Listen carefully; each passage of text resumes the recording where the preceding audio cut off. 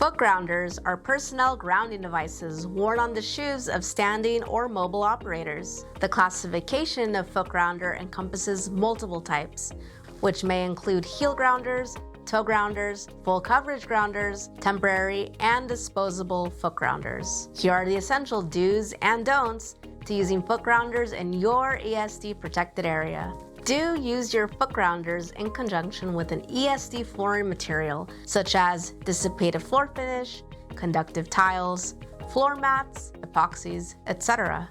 The human body's total resistance to ground, including the footwear, person, and floor, must be less to 1 × 10⁹ ohms and shall not generate more than 100 volts accumulated on the person. Don't use ESD footwear for personal grounding when the operator is seated.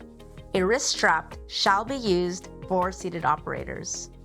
Do use a footwear flooring system for proper static control and convenience for mobile personnel. When operators are mobile or standing in certain areas, such as an SMT line, using wrist straps may not be practical, and operators shall wear foot grounders on both feet. Don't rely on heel grounders to ground personnel when kneeling or standing on tiptoes. Wear a full coverage type for applications such as these.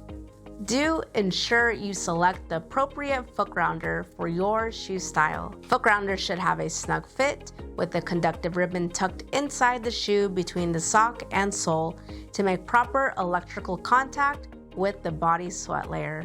Don't use foot grounders that can easily slide off or come undone. We want to minimize tripping hazards for mobile operators who need to stay grounded. Do test foot grounders at least 1 time per day prior to entering an EPA.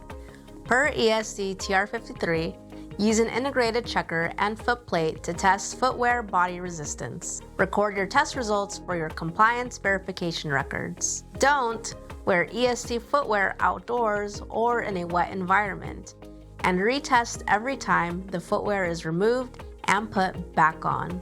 Following these simple do's and don'ts helps ensure foot grounders perform as intended, keeping operators properly grounded within the EPA. Thank you for watching. For more SCS do's and don'ts, be sure to subscribe and check out our other videos.